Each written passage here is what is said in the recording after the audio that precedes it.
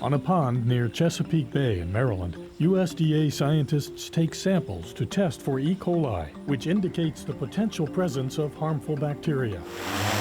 Overhead, they use drones to capture images from the same spots. Later in the lab, they'll analyze the sample data and images to identify which parts of the pond to evaluate for potential crop contamination from irrigation water.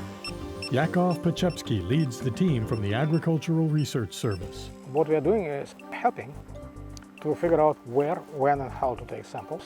And eventually we are pretty sure that farmers will use this technology. Farmers who need a simple, affordable way to test irrigation water quality could benefit. This experimental drone captures multiple images. Our drone is equipped with 5 different cameras. One of them is a multispectral camera, which does 5 different wavelengths per shot.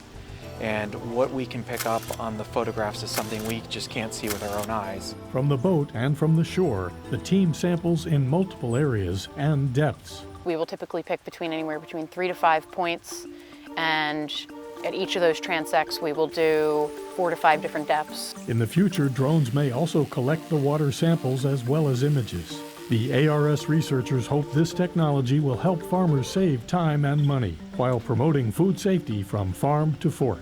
We want to make sure that whatever the farmers are required to do, that it's not going to put a strain on them. So this may be an easier way of them doing that by just flying a drone over and seeing what areas should be sampled. In Queenstown, Maryland, for the U.S. Department of Agriculture, I'm Pat O'Leary.